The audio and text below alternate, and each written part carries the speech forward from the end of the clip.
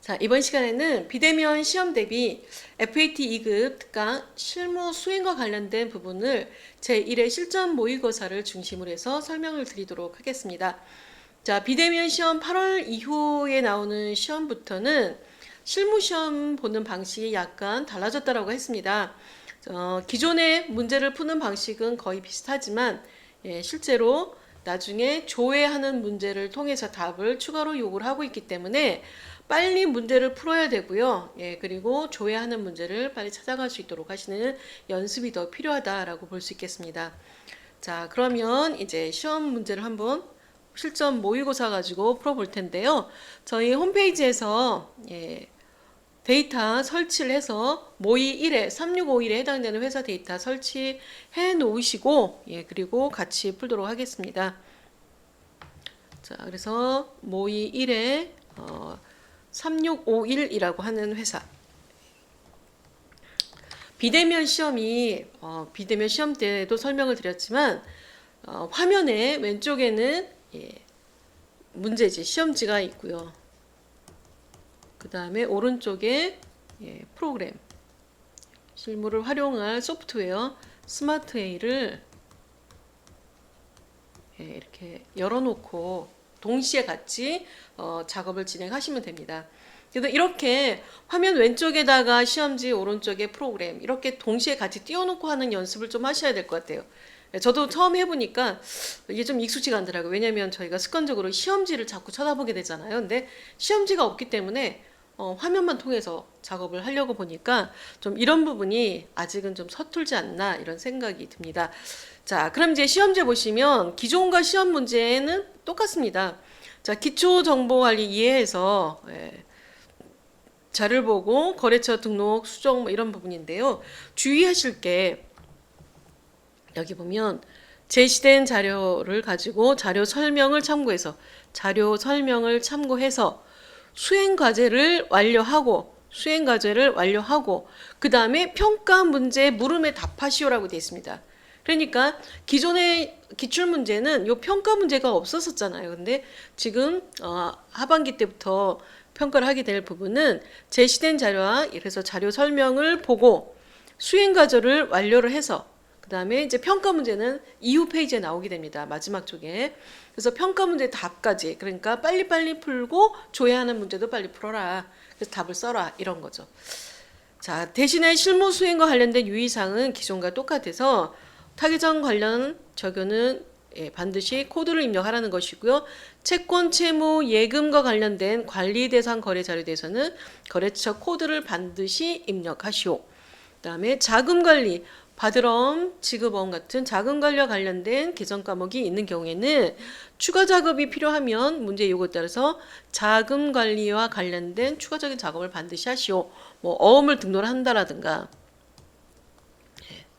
그다음에 자금 관리 창을 보조 화면에다가 추가로 입력한다라든가 이런 작업이 되겠죠. 그다음에 등록된 개정 과목 중 가장 적절한 개정 과목을 선택하시오. 내 맘대로 만들어 쓰지 말라는 뜻이겠고요. FAT 2급은 부가가치세는 고려하지 않는다라고 했으니까 부가세가 없는 걸로 보고 부가세와 관련된 메뉴는 생략하고 그냥 차변, 대변, 거래에 대한 분계만 정확하게 입력을 한다. 이렇게 보면 될 것 같아요. 자, 그럼 이제 기초정보와 관련된 문제에서는 기초정보가 여기 있는 화면이에요. 여기 환경, 회사 등록, 거래처 등록, 계정 과목, 정기분 이 부분이 기초정보 관리거든요. 여기와 관련돼서 저희가 지금 시험 볼 때는 회사 등록부터 새로 하는 것이 아니라 백데이터를 주죠. 3651이라고 하는 회사를 주니까 이 데이터를 통해서 추가 입력, 수정 뭐 이런 것들을 하라는 말이거든요. 자, 지금은 사업자 등록증을 보고 거래처를 수정하시오라고 했습니다. 자, 거래처 등록 들어가시고요. 그죠? 그 다음에 거래처인 안산문구 30121 안산문구가 맨 밑에 있어요. 자, 사업자 등록증 관련 내용이 변경돼서 사업자 등록증을 다시 받았다. 자, 사업자 등록증을 확인해서 입력자를 수정하고 전자세금계산서 전용 메일 주소를 등록하시오라고 했습니다. 자, 수행과제는 반드시 수행을 해야 되겠죠. 자, 그러면 사업자 등록증을 확인해서 입력 자료를 수정하라고 했는데 안산문구 사업자 등록번호, 그다음에 한 범위, 자 그리고 도소매업 서비스업, 종목은 문구리에 잡화가 추가가 됐고요. 그죠? 주소는 강남대로 252 도곡동. 이렇게 되어 있습니다. 그러면 수정할 사항이 잡화 추가 등록만 하면 되겠죠. 잡화 추가 등록.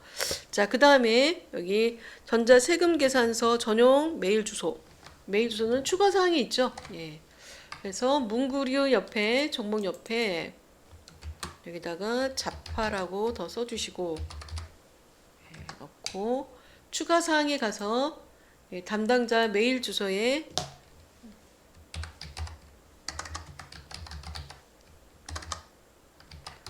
담당자 메일 주소 추가로 넣어주시고 이렇게 해서 담당자 메일 주소까지 해서 2개가 들어간 거예요. 그죠? 자, 이렇게 해서 수행과제 입력했고요. 그 다음에 나중에 조회 문제는 한꺼번에 마지막에 하게 됩니다. 그러니까 빨리빨리 주어진 자료를 입력하는 게 필요하겠습니다. 자, 그 다음에 두 번째가 정기분 손익계산서 입력 수정 그랬습니다. 자, 정기분 손익계산서. 정기분이 기초에 있죠. 정기분 손익계산서. 자, 여기 들어가서 작년 거 2021년도 자료를 봤더니 자, 여기에서 맨 밑에 메시지를 보시면 전기분 재무제표는 이미 입력되어 있고, 그죠? 검토 결과 입력 오류를 발견했다. 입력이 누락됐거나 오류된 걸 찾아서 수정 입력하시오라고 했습니다. 자, 그러면 상품 매출 고요. 매출 원가가 1억 6,500으로 돼 있는데 1억 8,500이니까 일단 여기가 틀린 게 있어요. 그죠? 자, 그 다음에 급여,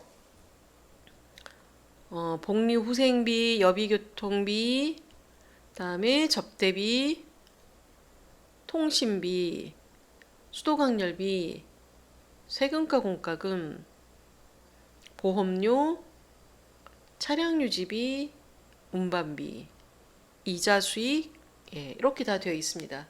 자, 그러면 여기에서 지금 빠져 있는 건 일단 요 이자 비용이 빠져 있고요. 매출원가 부분이 좀 차이가 있습니다.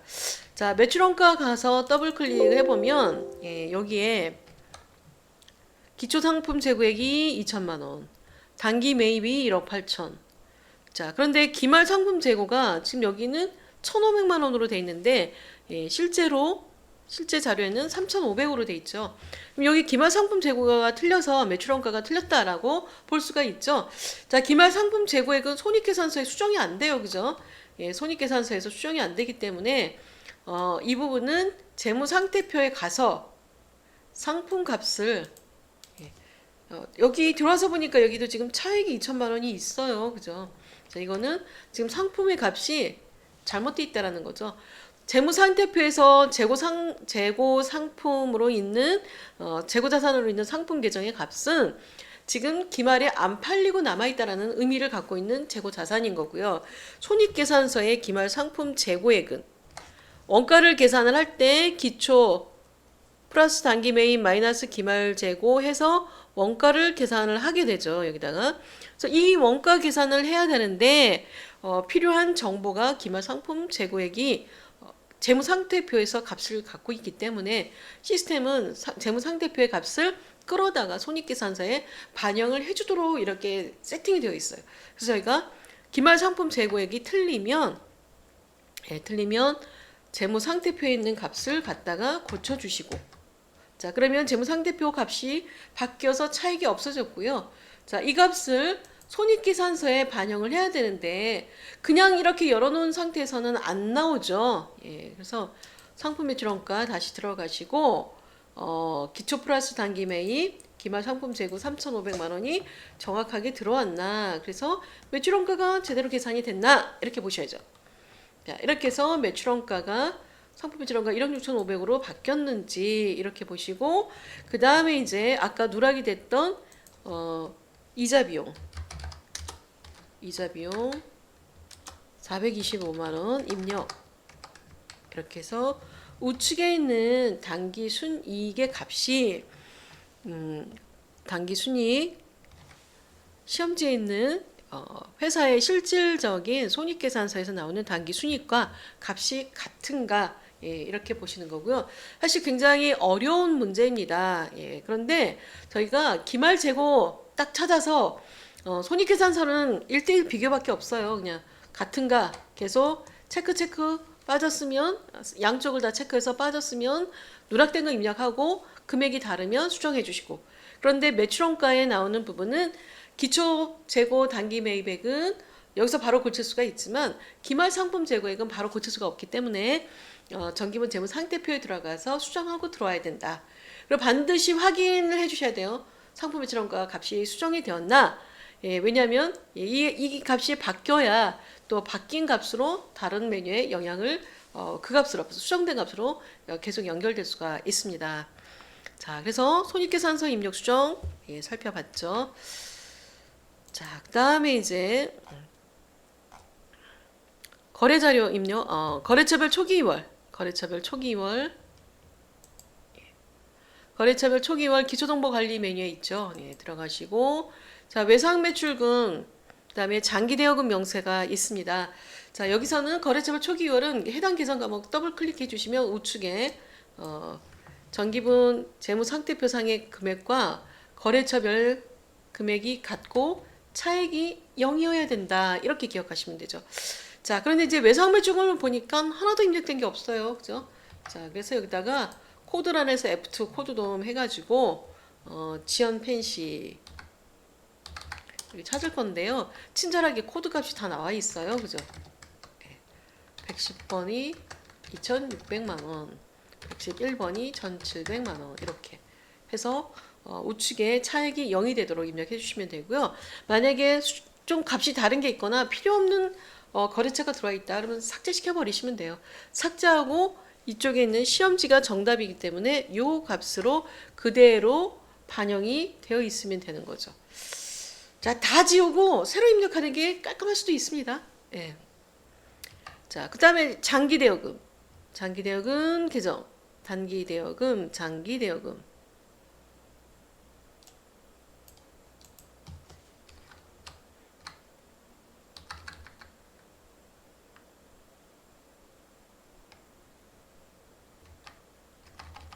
(179번에) 장기대여금이 있고요. 자, 여기도 거래처별 잔액이 없습니다. 자, 167번 예, 쉘리스의 5,200만 원이 대여가 되어 있죠. 자, 이렇게 해서 입력하고 차액 0 이렇게 수정이 되면 돼요. 거래처별 초기 2월은 예, 원래 작년에서 올해로 2월을 받아온 건데 거래처별 잔액도 넘어온 겁니다. 원래는 정확하게 넘어와야 되는 게 맞는 거죠. 예, 근데 이제 뭐 넘기다 보면 거래처 코드가 빠진 게 있거나 뭐 이랬을 때 값이 다르게 넘어올 수가 있습니다. 자, 다음으로 이제 문제 2번에 거래 자료 입력이 있습니다. 이제 증빙을 보고 거래를 입력해 주는 거죠. 자, 그럼 이제 첫 번째 거부터 볼까요? 이거는 거래 자료는 무조건 일반 전표 입력에. 자, 일반 전표 입력 메뉴로 들어가서 1번 증빙에 의한 전표 입력. 자, 이런 그 전표를 입력하실 때 딱 틀리면 안 되는 두 가지가 있습니다. 일단 날짜 정말 정확하게 해주셔야 되고요. 그 다음에 금액. 자, 날짜, 금액, 예, 그리고 거래처가 있는 경우에는 거래처 코드, 이런 것도 굉장히 중요하고요. 계정 과목은 항상 코드로 입력을 해야 되기 때문에 당연히 계정 과목 틀리면 무조건 틀리죠. 자, 그래서 이런 항목들이 다 맞아야만 된단 말이죠. 자, 그러면 이제 여기 날짜를 보니까 6월 30일이죠. 6월 30. 자, 여기 가서 상품 배송용 승합차에 대한 자동차세를 현금으로 납부했다라고 했습니다. 그러니까 회사 3651이라고 하는 회사에 배송용으로 승합차가 있는데 이 차에 대한 자동차세이죠. 실제로 납부할 세액은 43만 6천 원인 거죠. 만약에 여기에 선납공제기나 또는 뭐 지방교육세 이런 게 있다면 다 무시하고 최종적으로 내가 내야 될 세액만 정확하게 확인하시면 돼요. 자, 그러면 자동차세 낸 거는 계정 과목이. 자, 자동차세 낸 거는 일단 여기는 현금으로 납부했다라고 했으니까 출금 전표해 주시면 되고요. 자동차세는 세금과 공과금. 자, 그런데 세금이라고 두 글자 쓰고 입력을 하게 되면, 엔터하게 되면 세금자 들어가 있는 계정 과목이 여러 개 있어요. 5, 6, 7, 8 이렇게 계정 과목이 여러 개 똑같은 계정이 있는 것도 있죠. 자, 비용이 이렇게 5, 6, 7, 8로 나오는데요. 자, 500번 때는 제조 원가입니다. 근데 FAT 2급은 도소매업이라서 원가가 해당 사항이 없어요. 그다음에 600번대, 700번대는 건설업에서 쓰이는 계정이에요. 이게 실무보전에서 쓰이는 거고요. 600번대는 도급건설, 700번대는 분양건설. 그러니까 도급건설과 분양건설은 당연히 해당 사항이 없죠. 판매비와 관리비에 해당되는 것이 800번대 세금과 공과금 817번 선택을 하시면 되죠. 자, 817번 선택해 주시고, 자, 그 다음에 이제 거래처가, 지금 여기 거래처가 어디겠어요? 서대문 구청이란 말이죠. 그런데 제시하지 않았어요. 채권, 채무, 예금에 대해서는 거래처 것도 반드시 넣으라고 했거든요. 일단 넘어가셔도 돼요. 그리고 지금 현재는 적요를 채점 안 하고 있기 때문에 적요도 넘어가셔도 됩니다. 금액은 43만 6천 원. 436000인데 키보드에 더하기 치시면 000 만들어지죠. 이렇게 해서 입력을 하시면 되죠. 네, 이렇게 입력하셔도 되고요. 그다음에 차변에 세금과 공과금, 대변에 현금. 이렇게 입력을 해도 결과는 같습니다. 근데 사실 권하지 않습니다. 예, 현금이 나간 건 출금이기 때문에 출금 전별을 하는 것이, 또 한 줄만 입력하는 것이 빨리 진행할 수 있잖아요. 그래서 예, 차변 대변으로 입력하지 마시고 현금이 지출됐으면 무조건 출금, 그다음에 현금이 들어왔으면 입금, 현금이 출금되거나 들어온 게 아닌 형태에서는 차변, 대변 이렇게 선택해 줄 수 있겠죠. 자, 다음으로 증빙과 관련해서 영화 입장권인데요.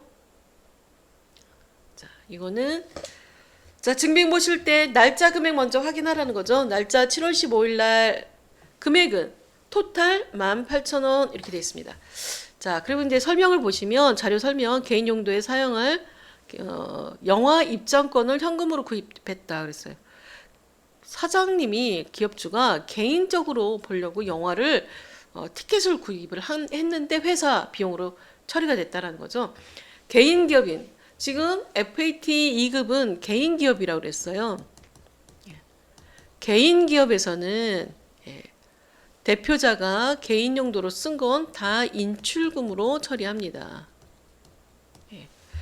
인출금 계정으로. 근데 이 문제가 만약에 법인에 해당되는 FAT 1급이었다라고 한다면 그때는 인출금 계정은 FAT 2급에서만 사용이 되는 것이고 1급에서는 법인이기 때문에 그때는 법인일 때는 가지급금이 돼요. 근데 이게 이제 섞여가지고 FAT 1급, 2급 같이 보시는 분들이 FAT 2급에서도 막 가지급금 계정 쓰는 경우가 있는데요. FAT 2급은 개인 기업이기 때문에 가지급금 계정을 이럴 때 사용하지 않는다. 그냥 인출금으로 처리한다라고 보시면 될 것 같아요. 자, 그럼 날짜가 7월 15일 차변에 현금 지급했으니까 출금하라고 했죠. 출금. 그 다음에 인출금. 자, 거래처 해당 사항 없고 금액만 넣어주시죠. 18,000원으로. 이렇게 해서 입력하시면 되죠. 다음 3번 증빙에 의한 전표 입력인데요. 자, 증빙은 날짜, 거래일자, 금액 7월 18일 날 72만 원 이렇게 돼 있어요. 자, 자료 설명을 보니까 사내 연수에 참여한 직원들에게 제공할 도시락을 구입하고 신용카드로 결제한 영수증이다라고 했습니다. 자, 직원들 연수에 필요한 도시락을 구입을 한 거죠. 자, 그래서 만약에 특별한 제시가 없다면 이 부분에 대해서 복리후생비 하셔도 돼요. 자, 가능한데 이게 지금 연수와 관련된 비용으로 처리를 하기 위해서 교육훈련비라는 계정 과목을 굳이 쓰겠다라고 한 거죠. 그래서 교육훈련비로 처리해라라고 했으니까 교육훈련비로 처리하시는데 신용카드는 성격상 현금을 바로 지급한 게 아니잖아요. 그죠? 그래서 교육훈련비 비용이 발생되면서 대변에 지금 7월 18일 날은 돈을 안 줬단 말이죠. 다음 달에 카드 대금 나오면 그때 지급할 거예요. 그래서 카드를 쓴 날은 대변에 미지급금으로 처리하시면 돼요. 7월 18일 날 차변에 교육 훈련비인데 우리는 비용에서는 800번대만 쓴다라고 했어요. 도소매업이라서. 자, 그리고 거래처는 생략, 적여도 생략. 그다음에 금액이 72만 원이고. 그죠? 그다음에 대변에 카드를 쓴 경우는 미지급금으로 처리를 하는데 미지급금은 채무이니까 거래처가 필요하죠. 예, 그래서 여기는 신한카드가 상대방 거래처이죠. 카드사에 다음 달에 청소 날라면 돈 지급해야 되잖아요. 그래서 신한카드가 거래처가 되겠고요. 금액은 72만 원 이렇게 입력하시면 됩니다. 자, 간혹 미지급금 아니고 미지급 비용으로 하면 안 되느냐. 이 미지급금을 미지급 비용으로 처리하시는 경우도 있는데요. 실무에서는 미지급 비용도 허용을 합니다. 그런데 저희가 시험 볼 때는 절대로 이렇게 쓰시면 안 돼요. 미지급 비용은 결산할 때만, 결산 때만 사용하는 계정. 미지급금은 기준에. 저 차이가 뭐냐면 미지급금은 지급 의무가 있는데 아직 돈이 안 나갔을 때, 지급 의무가 있는데 돈이 안 나간 건 미지급금. 그죠? 자, 그 다음에 지급 의무는 없는데 장부상에 반영할 때 미지급 비용. 그래서 지급 의무에 따라서 시험에서는 지급 의무가 있는데 돈을 안 줬으면 미지급금. 지급 의무가 없는데 12월 말 아직 지금 돈 줄 의무는 없는데 이자를 올해 분 만큼 미리 계상을 하겠다라고 할 때 미지급 비용 이렇게 처리한다라는 거죠. 그래서 미지급 비용은 결산 때. 또 돈 안 준 계정이 또 있죠. 미지급금 말고 돈 안 준 계정이 외상매입금도 있잖아요. 그죠? 외상매입금도 돈을 안 준 거예요. 그럼 미지급금과 외상매입금의 차이는요? 아시는 분들 있죠? 자, 외상매입금은 상거래에서 발생했는데 돈을 안 준 것. 그러면 외상매입금. 상거래 이외에서 발생한 채무 성격은 미지급금. 상거래 유무에 따라서 외상매입금과 미지급금 구분하고 지급 의무 여부에 따라서 미지급금과 미지급 비용을 구분하시면 돼요. 자, 시험에서는 정확하게 구분해 주셔야 됩니다.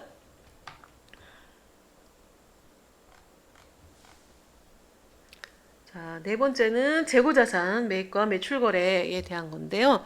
자, 여기 보면 거래 명세서이고 여기 보면 공급자 부분이 있고요.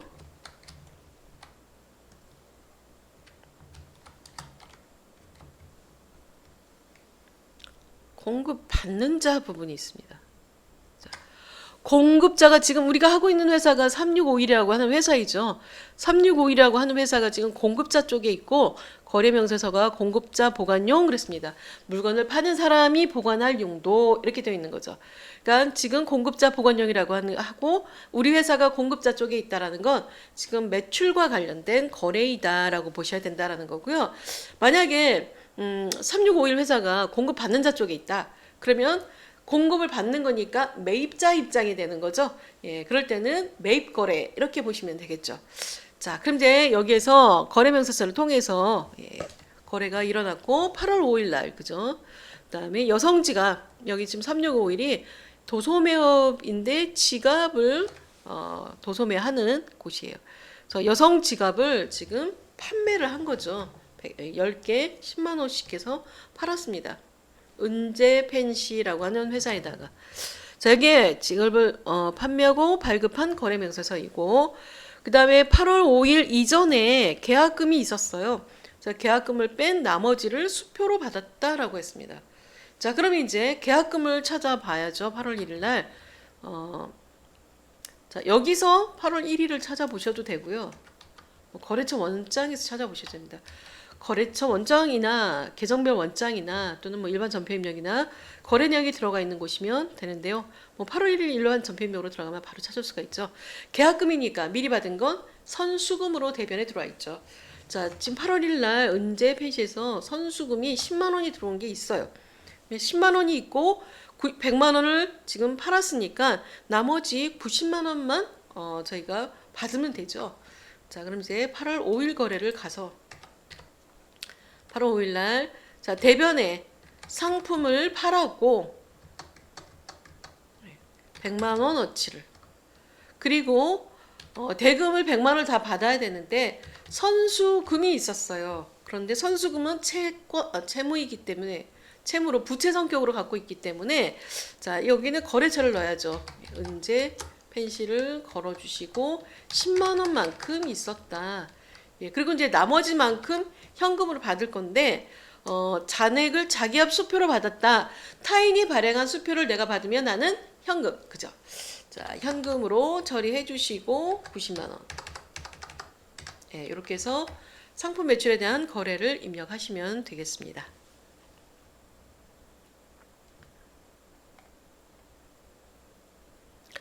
자, 5번 약소금 수치 거래 보겠습니다. 약소금.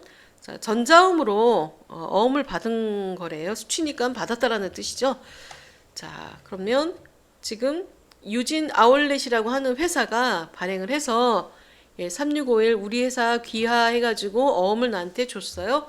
그러면 매출하고 전자음을 받았다라고 했죠. 예, 그러니까 매출에 대한 거는 상품 매출로. 자, 일단 8월 17일 거래를 가보겠습니다. 상품 팔았으니까 대변에 상품 매출 금액은 1200만 원.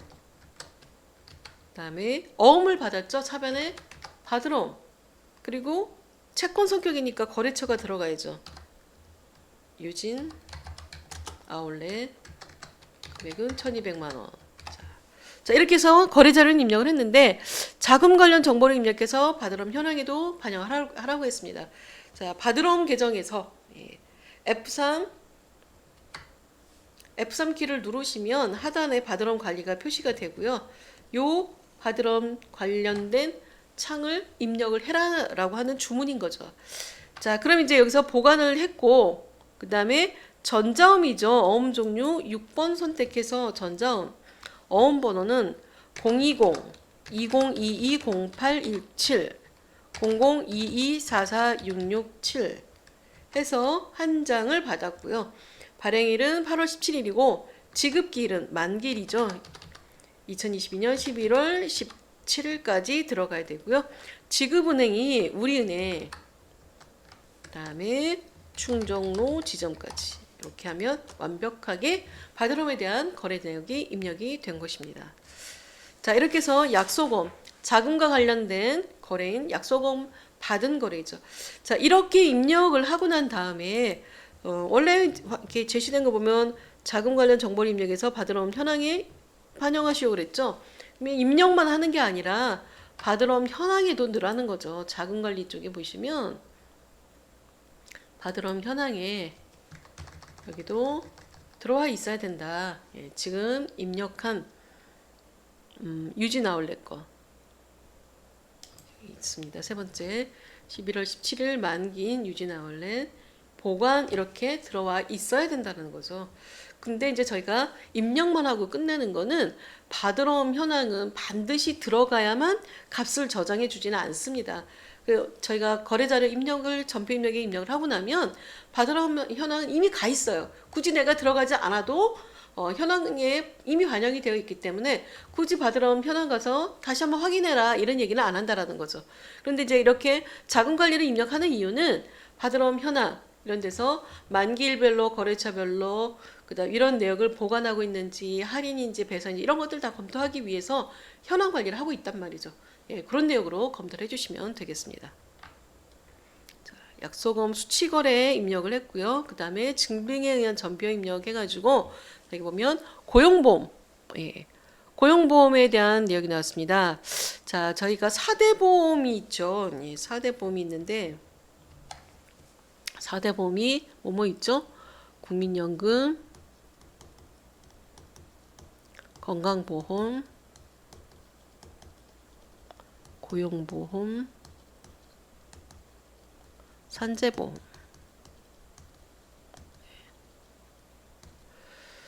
자, 그런데 국민연금 건강보험 고용보험은 요거는 회사와 그다음에 종업원이 각각 부담하는 금액이 나눠져 있어요. 특히 국민연금과 건강보험은 50대 50으로 반반 부담을 하고 있고요. 고용보험은 회사가 조금 더 많이 부담을 합니다. 근데 이 산재보험은 회사가 100%, 회사가 100%다 부담을 해요. 자, 그럼 이제 여기 고용보험이라고 했죠. 고용보험이 지금 30만 원을 납부할 건데 30만 원이 지금 9월 10일 날 통장에서 지금 이체가 돼서 나갔어요. 내역을 보니까 예, 급여에서 8월 25일 날 급여에서 고용보험 공제해놨던 종업원 부담금이랑 합쳐서 납부 기한일이 9월 10일까지잖아요. 그죠? 납부 기한 이날까지 지금 납부를 했다라고 하는 거죠. 자, 그럼 이제 실제로 지금 회계 처리를 해야 될 날짜는 납부 기한 일에 회계 처리를 하라고 돼 있어요. 그죠? 그래서 9월 10날 거래일이 9월 10일이죠. 이날 처리를 할 것이고 30만 원 중에서 12만 원은 원천 징수했고 나머지는 회사가 부담한다라고 했습니다. 회사 부담금은 복리후생비로 처리하고 있다라고 했고요. 자, 그럼 이제 급여에서 종업원 부담금을 징수를 했던 거랑 회사가 부담을 해야 될 거랑 합쳐서 30만 원이 된 거잖아요. 그죠?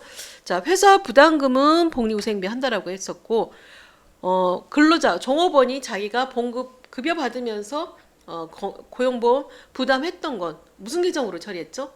예, 이거는 예수금 계정으로 처리했죠.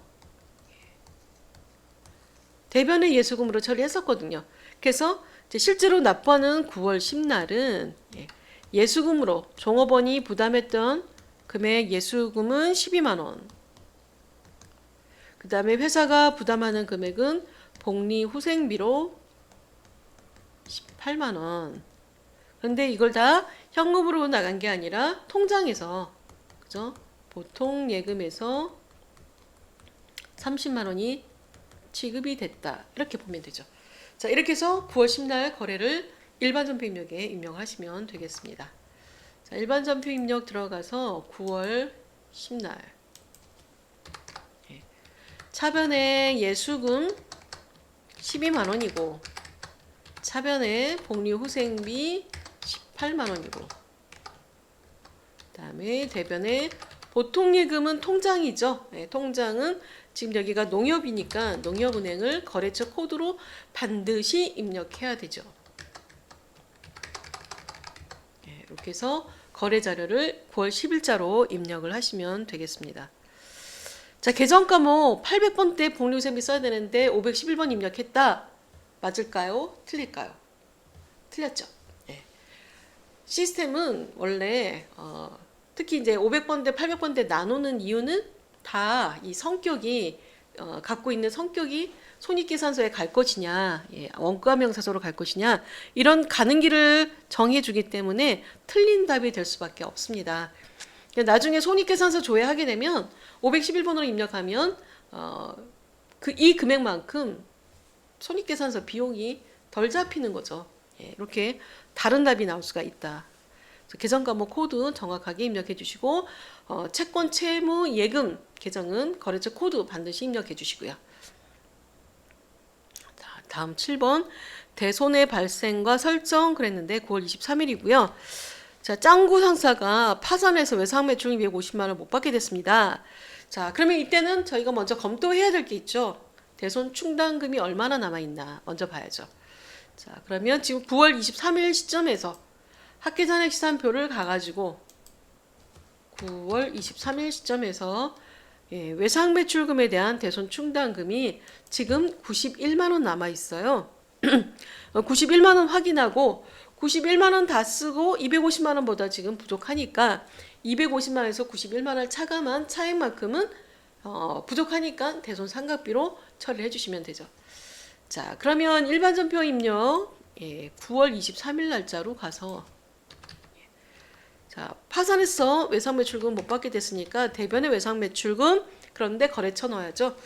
여기가 짱구 상사는 250만 원을 못 받게 되었고 그리고 대손 충당금 잔액이 91만 원이 있었어요. 그죠? 그래서 일반 전표 입력에서 차변에 109번에 해당되는 대손 충당금이 91만 원이고, 그다음에 나머지만큼 부족한 거는 대손 상각비로 처리하겠다. 그래서 대손 상각비가 159만 원 이렇게 처리가 됩니다. 자, 9월 23일에 회계 처리인 거죠.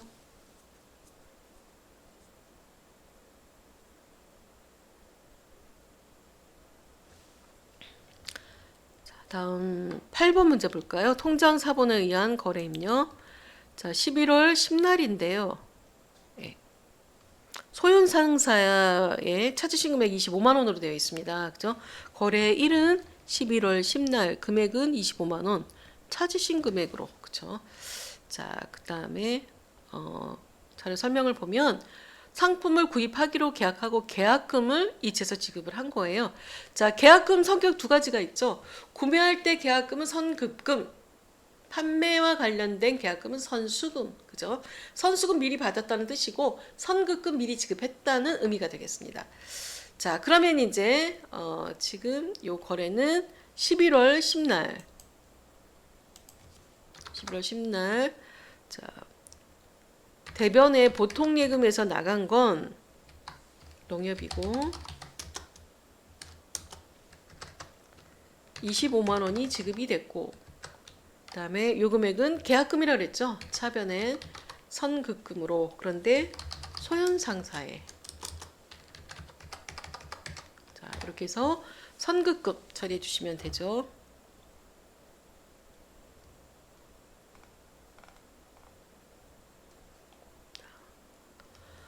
자, 다음 기타 일반 거래라고 되어 있는데요. KT는 일단 통신사예요. 그죠? KT 누구나 다 알고 있는 통신사예요. KT, SK 뭐 이렇게 나오면 LG, 이렇게 나오면 바로 통신이다라고 하는 걸 바로 이해할 수 있어요. 그죠? 너무 우리 생활에 깊게 와 있죠. 자, 그런데 이제 여기서 보면 일단 거래일자는 11월 20일이고요. 그죠? 찾으신 금액에서 45,500원 돼 있습니다. 자, 거래일자 틀면 무조건 다 틀린 거기 때문에 항상 정확하게 입력을 해줄 수 있어야 되고요. 20일 날 10월분 인터넷 사용요금 그랬어요. 인터넷 사용요금이니까 바로 통신비라고 선택할 수가 있겠죠. 그 다음에 통장에서 이체돼서 지급했다. 그래서 차변에 통신비 11월 20날 차변엔 자, 통신비인데 800번대 통신비로 거래처 예, 시험에서는 생략하고요. 대변은 보통예금 농협.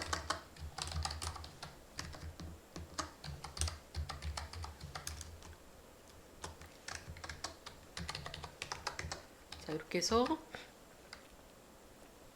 통신비 통장 거래를 입력을 했습니다. 자, 그 다음 10번 문제 보겠습니다. 전기요금인데요. 예. 전기요금이 지금 10월분 전기요금 10월부터 10월 1일부터 10월 말까지 사용에 대해서 납기는 11월 27일까지 내라고 됐고, 그 다음에 금액은 16만 원이에요. 그죠? 공급가액 16만 원, 당월요금 16만 원 이렇게 되어 있습니다.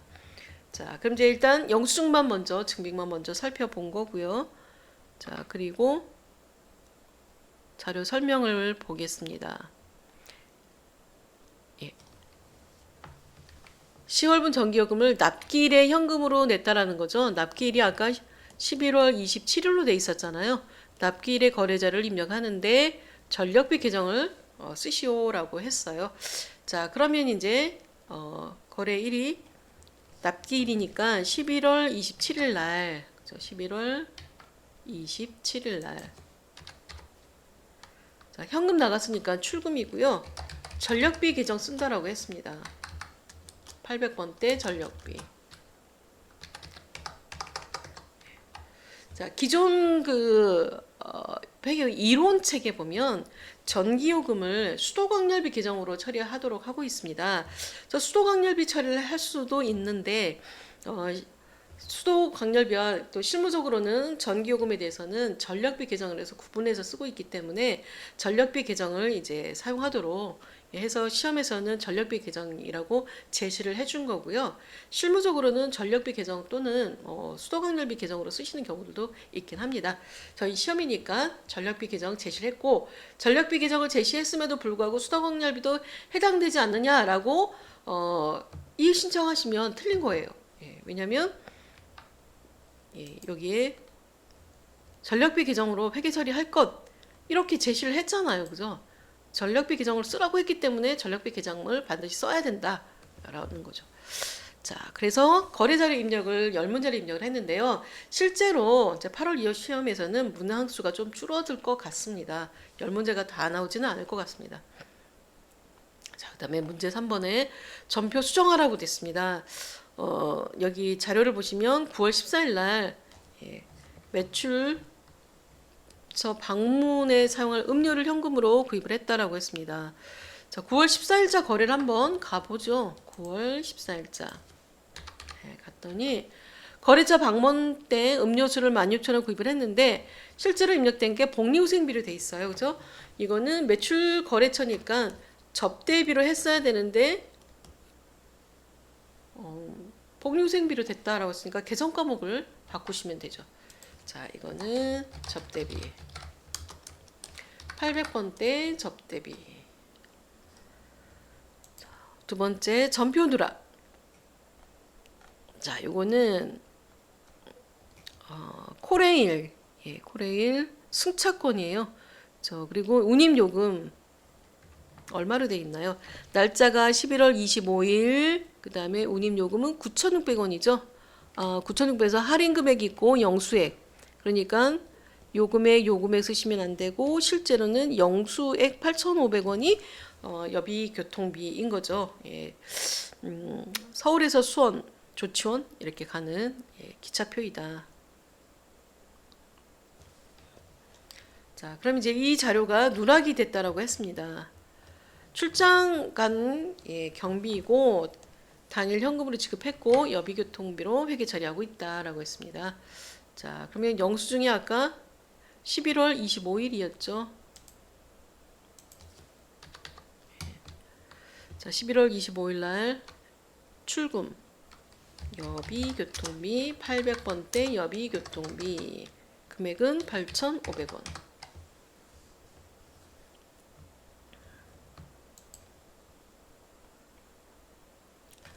자, 다음 결산 문제죠. 이 자료를 참고해서 결산을 하고 재무제표를 완성하시오라고 했습니다.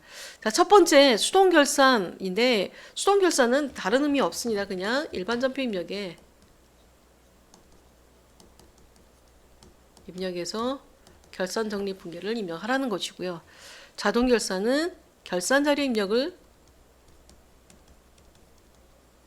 입력 메뉴를 활용하시오라고 하는 거죠. 근데 이제 여기서 수행과제를 잘 보셔야 되는데요. 자, 일단 수동결산 먼저 보겠습니다. 가수금에 대한 내역을 확인했더니 성주김밥에 대한 1개월분 임대료 금액으로 확인이 됐다. 자, 그러면 학계산액 시산표나 계정별 원장 또는 거래처 원장으로 가서 12월 결산하는 31일 시점에서 가수금을 보겠습니다. 가수금 부채 있죠. 가수금 더블 클릭해서 들어갔더니 이영수 해갖고 12월 1일 날 100만 원이 들어와 있어요. 근데 이게 성주김밥에 대한 임대료 금액이다라는 거죠. 그럼 수입 임대료로 처리가 됐어야 되는데 임대료 수익으로 처리가 됐어야 되는데 지금 가수금으로 처리가 돼 있다라는 걸로 확인할 수가 있죠. 자, 그러면 결산을 하는 12월 일단 1일 거래 한번 볼까요? 이영서로 입금이 100만 원이 되어 있었던 거죠. 자, 그러면 이제 12월 31일 날 대변에 있던 가수금은 차변으로 보내주시고 가수금 이영서로 되어 있던 100만 원은 임대료이죠. 임대료라고 했어요. 904번에 있는 임대료. 그래서 적립분계를 입력하시면 되겠습니다. 차변의 가수금, 대변의 임대료 이렇게 입력해 주시면 되겠고요. 그 다음에 이 제시에서 가수금에 대한 거래처를 입력할 것 그랬습니다. 왜 입력을 하라고 했냐면 12월 1일 날 돈 들어올 때 가수금에 대해서 이용서로 거래처 관리를 했단 말이에요. 그러니까 얘를 정리할 때도 가수금에 대해서 이용서가 차변으로 정리할 때 이용서가 거래처 코드가 빠져 있으면 가수금에 계속 잔액이 남게 됩니다. 예, 그래서 원장 정리가 안 될 수가 있거든요. 그래서 거래처 코드 반드시 입력하라는 의도가 있는 것이고요. 자, 그 다음에 두 번째. 기말 현재 건물에 대한 감가상각비 1,000만 원과 비품에 대한 감가상각비 150만 원을 계상을 하겠다. 자동결산 메뉴를 이용해서 결산을 완료하시오라고 했습니다. 그런데 수행과제 보시면 결산을 완료하고 12월 30일 기준에서 손익계산서 재무상태표를 순서대로 조회해서 작성하시고 그 다음에 작성할 때 손익계산서에서 기능모음의 추가를 이용해서 손익대체 분계를 수행할 것 그랬습니다. 자, 이 의미를 정확하게 파악하실 필요가 있는데요. 기존에 시험에서는 기출에서는 이렇게 손익대체 분계까지 하라는 제시가 없었습니다. 그냥 결산 분계만 입력하시오라고 했던 건데 여기서는 손익대체까지 하라고 하는 건 개인 기업의 결산이기 때문에 손익대체까지 해서 자본금으로 대체되는 과정까지를 반드시 정리를 해야 된다라고 보시면 되겠습니다. 자, 그러면 이제 결산 재무제표가 결산자료 입력을 들어가서 1월부터 12월까지. 자, 매출원가는 그냥 확인 눌러주시면 되겠죠. 예, 그리고 기말 상품 재고액은 제시된 거 없으니까 그냥 넘어가시고요. 그 다음에 감가상각비로 내려와서 자, 여기에 건물에 대한 감가상각비 1,000만 원, 비품에 대한 감가상각비 150만 원 이렇게 넣어주시고 자, 이렇게 입력을 한 다음에 이걸로 끝나는 게 아니죠. 자동결산은 결산자료 입력 메뉴에 해당되는 곳에 금액을 넣고 전표 추가키까지 반드시 눌러서 차변 대비 분계를 자동으로 생성을 시키도록 유도하는 그런 프로그램입니다. 자, 이렇게 해서 금액을 넣고 전표 추가. 자, 그러면 일반 전표 입력에 와서 보면 자, 기말 재고가 없는 곳으로 0으로 입력을 안 했기 때문에 0으로 보고 결산 정리 분계를 한 것이고요. 차변의 감가상각비, 대변의 감가상각 누계에 해당되는 분계를 자동으로 생성을 시켰죠. 자, 여기까지가 기존의 기출 문제였어요. 여기까지 결산 분계를 자동으로 생성하는. 그래서 결산 메뉴를 이용해서 결산을 완료하는 것까지는 일단 여기까지고요. 그 다음에 이제 수행과제 반드시 추가로 해주셔야 될 부분이 이 부분이죠. 자, 재무제표를 만들러 가는데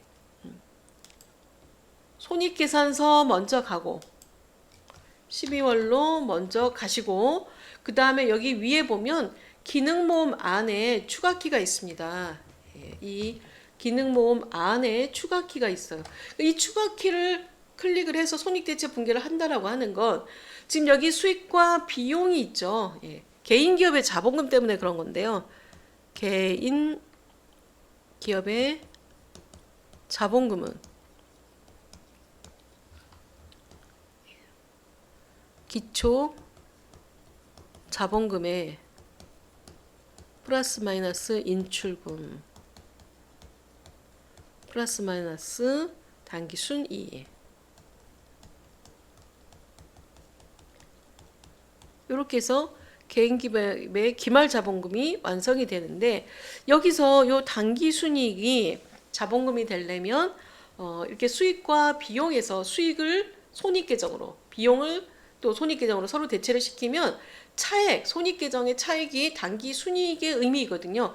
이 단기 순이익을 자본금으로 대체하는 분계를 우리가 해줘야 실질적으로 정확한 손익 재무상태표가 만들어질 수가 있습니다.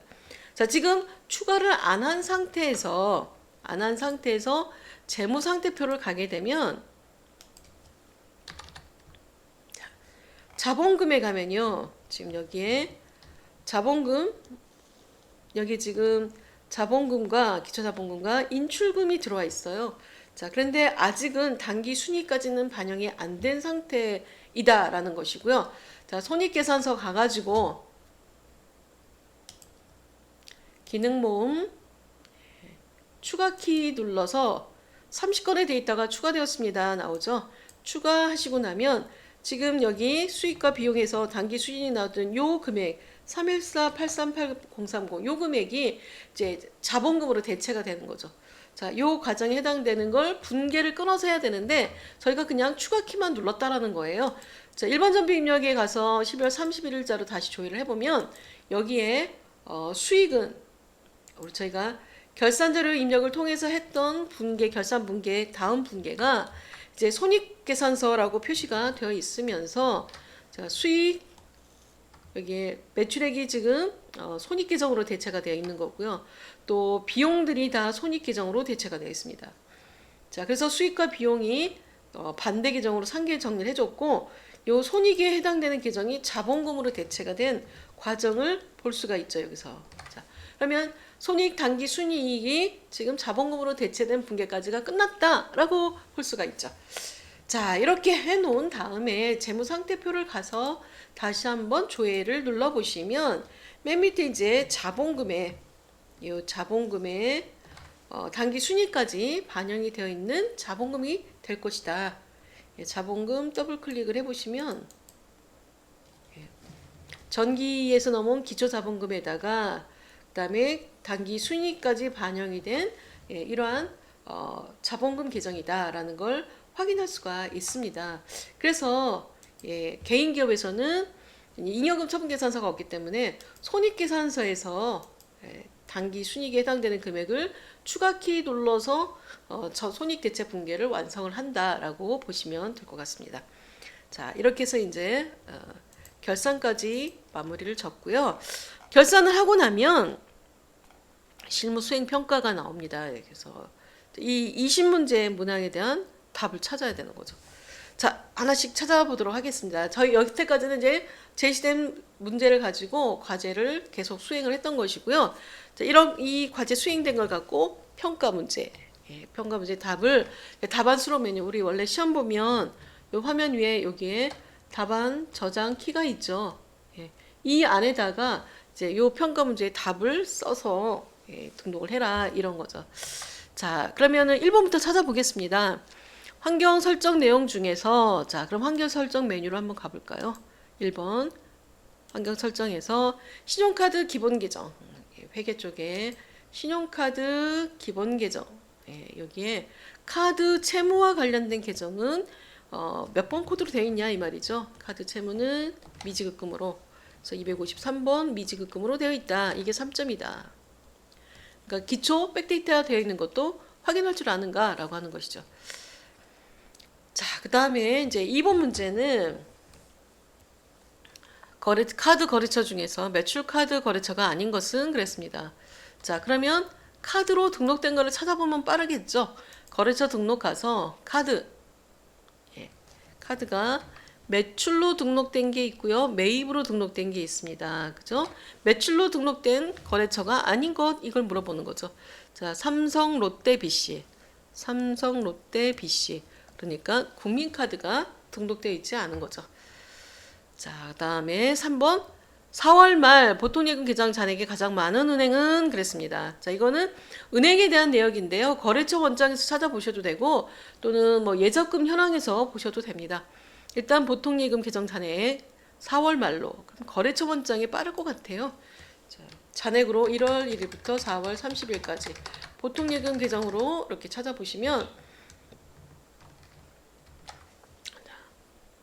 신한은행이 금액이 제일 많은 곳이 지금 신한은행이죠. 여기 101-905-000 그래서 신한은행이죠. 자, 답 찾아지시죠?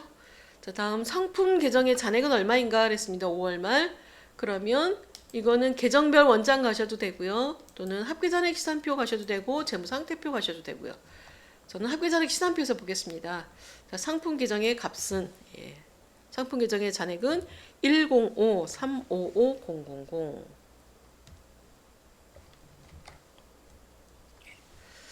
자, 다음 5번 문제. 2022년 발생한 판매비와 관리비 계정별 금액으로 옳지 않은 것은 비용은 당해년도 발생은 차변에 기재를 하죠. 자, 그럼 2022년도 발생 그랬으니까 12월로 학기잔액 시산표를 조회를 해봐도 될 것 같고요. 자, 그럼 여기에서 판매비와 관리비 발생 계정 소모품비는 30만 원입니다. 그죠? 일단 소모품비 틀렸고요. 복리후생비 14270,000 오케이. 급여 249139000 급여. 접대비는 12180,500. 소모품비가 틀렸다는 걸 알 수 있습니다. 자, 다음으로 6번 8월 말 농협은행과 우리은행 보통예금 계좌의 잔액은 얼마인가 라고 했습니다. 자, 이거는 거래처 원장이 좀 빨랐어요. 그죠? 1월부터 8월까지 보통예금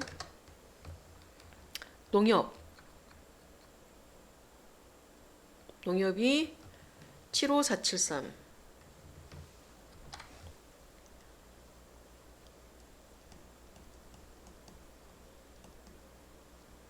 우리은행은 2천만 원. 이렇게 해서 등록 잔액이 있었죠. 자, 그 다음에 6월 말 외상매입금 잔액이 가장 적은 거래처를 기록하시오라고 했습니다. 외상매입금 잔액이 가장 적은 것 그랬으니까 거래처 원장에서 6월 30으로 외상매입금 이렇게 찾아보시면 제일 적은 곳이 유진 아울렛이에요. 그죠? 근데 코드를 물어봤죠. 00189 코드로. 자, 그 다음에 8번 문제. 12월 말 재무상태표에 기타 비유동자산 금액은 얼마인가 그랬습니다.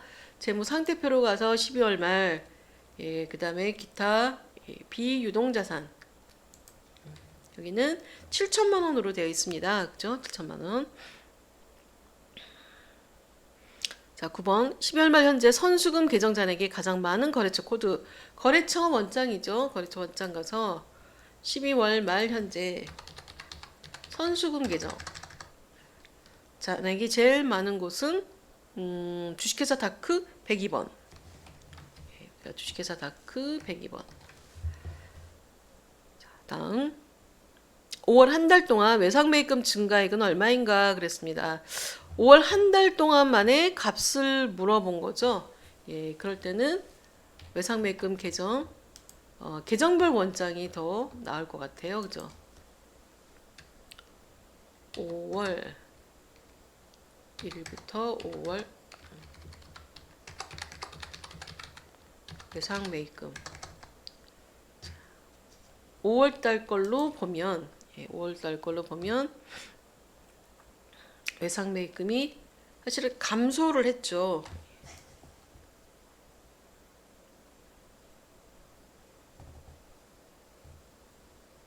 아이고 외상매입금 5월달엔 242만 원만큼 대변에 증가가 된 거예요. 이렇게.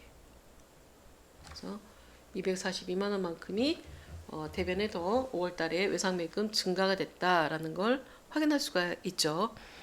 자, 그 다음에 11번 상반기 1월부터 6월까지 현금으로 지출된 수도광열비 금액은 얼마인가? 자, 현금으로 지출된 것 아닌 거를 물어보는 건 주로 총계정 원장 또는 월계표 이런 거죠. 자, 그러면 저희가 월계표 가볼까요? 1월계표. 월계표에서 1월부터 6월까지로. 자, 그 다음에 수도광열비 여기서 현금과 대체, 현금 부분 이렇게 찾아보시면 439만 4,800원이라고 검토가 되시죠. 자, 12번 6월에 발생한 상품 매출 금액은 얼마인가 그랬습니다. 자, 이것도 월계표가 찾기가 더 쉬워요. 그죠? 6월에 발생한 상품 매출.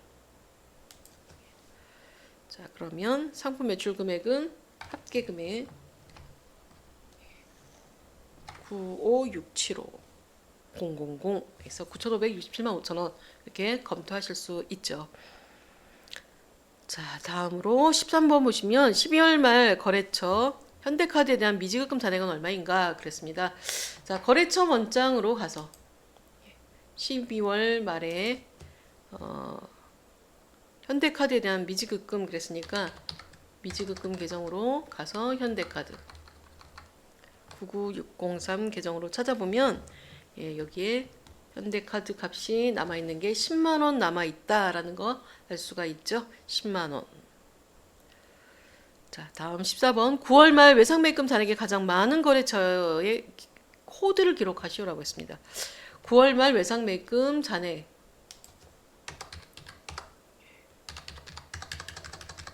자, 외상매입금 잔액이 가장 많은 3,400만 원이 제일 많네요. 그죠? 자, 페라가모라고 하는 회사인데 여기가 1008 코드예요. 그죠? 1008 코드로. 자, 다음 15번 12월 31일 만기가 도래하는 바드럼 금액은 얼마인가? 라고 했습니다. 자, 만기가 12월 31일 날 만기가 도래하는 바드럼은 바드럼 현황을 보시는 게 좋을 것 같아요. 그죠? 예, 그럼 여기에 만기 일자가 12월 31일인 거.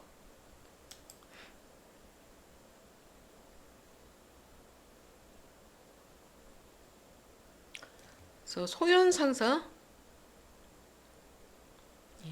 만기인 바드럼 금액이니까 12월 31일 것. 요 두 건의 합계 금액인 거죠. 440만 원이고요. 만기를 12월 31일만으로만 봐도 나오죠. 12월 30일부터 12월 31일까지 이렇게만 보셔도 만기일 기준으로 봤을 때는 두 건만 조회가 될 수가 있죠. 그래서 이때는 440만 원이라는 걸 확인할 수가 있습니다. 자, 다음으로 16번 12월 말에 헬로 지갑에서 받아야 되는 외상매출금 잔액이 얼마인가? 자, 그러면 거래처 원장에서 12월 말일날 외상매출금으로 조회를 해보면 헬로 지갑이 3천만 원 있어요. 그죠? 16번. 이렇게 해서 찾을 수 있고요. 자, 17번 2022년에 발생한 통신비 금액이 얼마인가 라고 했습니다. 자, 합계잔액 시산표 가가지고 12월로 조회해서 통신비 계정 찾아보시면 되겠죠. 자, 그러면 통신비 금액은 134만 610원. 자, 조회는 합계잔액 시산표에서 12월 31일자로 조회를 하시면 됩니다. 자, 다음 18번 10월에 발생한 판매비와 관리비 금액.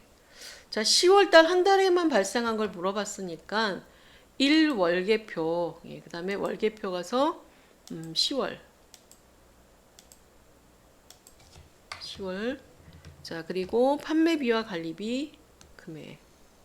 이렇게 보시면 합계가 3,335만 4,340원 요 금액인 걸 확인할 수가 있죠.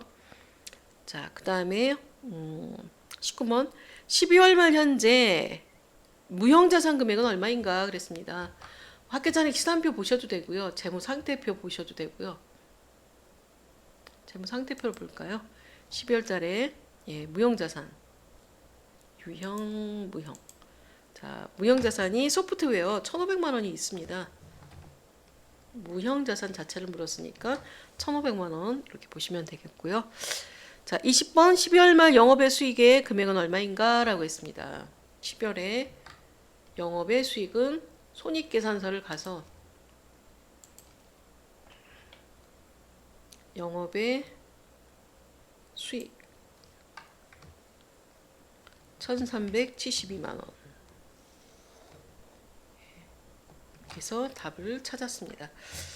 자, 이렇게 해서 이제 조회하는 문제들인데요. 입력하고 조회하는 것까지를 찾아야 된다라고 하는 거라 상당히 바쁩니다. 그죠? 빨리빨리 진행을 해야 이 값을 찾을 수 있을 것 같습니다. 그래서 이제 저희 답안 수록 메뉴 안에 여기에 지금 이렇게 실무 시험과 관련된 실무 수행 평가에 해당되는 이 문제 답을 이제 이렇게 추가로 더 들어와 있다라는 거죠. 이 답안 수록에.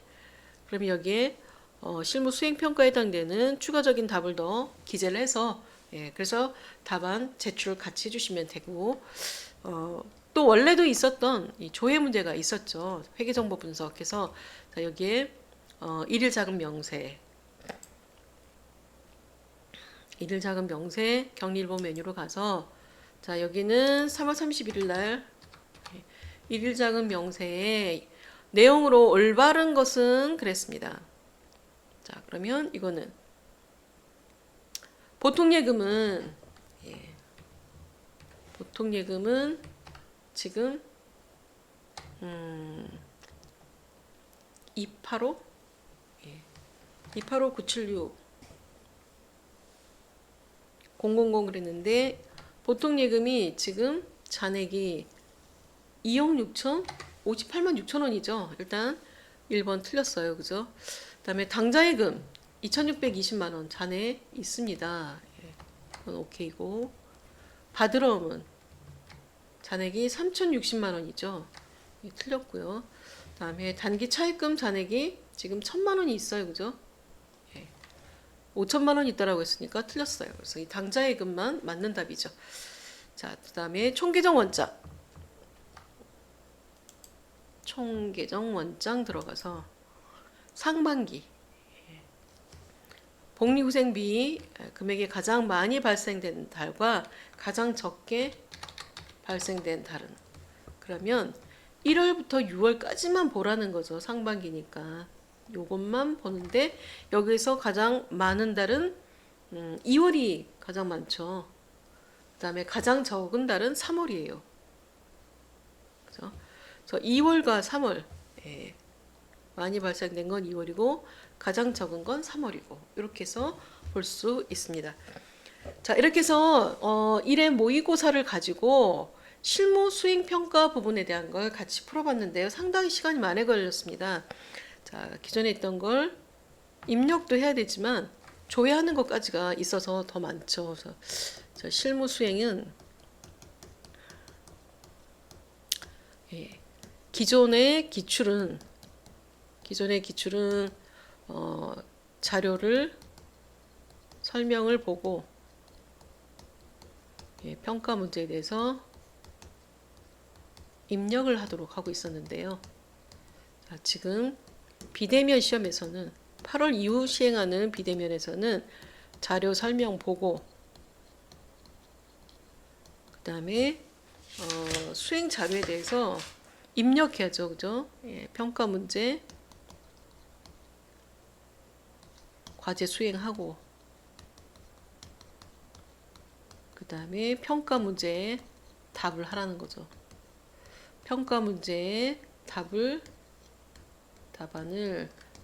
조회를 해서 답을 쓰시는데 이 조회에 대한 결과는 답안 수록 메뉴 안에 여기 이제 추가로 더 들어와 있다 이렇게 보시면 될 것 같아요. 자 이게 이제 실무 수행에서 기존 기출 문제와 다르게 이번 8월 이후부터 시행되는 비대면 시험에서 실무 수행이 약간 바뀌는 거고요. 또 하나 바뀐 건 이건 방법 자체이고 그 다음에 결산을 하고 난 다음에 손익계산서에 손익대체 분계를 해야 된다. 그리고 요 분계에 해당되는 건 손익계산서에서 연동에 있는 추가키를 이용해서 손익대체 분계를 반드시 수행을 해야 된다라는 거 바뀐 기존의 수업 방식에서 조금 바뀐 내용이다라고 보시면 될 것 같습니다. 자 이렇게 해서 FAT 2급에 대한 비대면 시험을 위한 모의고사 풀이를 통해서 특강을 진행을 해봤고요. 약한 차이는 있지만 그렇게 많은 차이를 갖고 있지는 않기 때문에 기존의 기출문제에다가 조금 더 조회하는 거를 연습을 좀 더 많이 해보는 게 필요하지 않을까 이런 생각이 듭니다. 자, 수고 많이 하셨습니다. 저는 또 FAT 1급 특강에서 뵙도록 하겠습니다. 수고하셨습니다.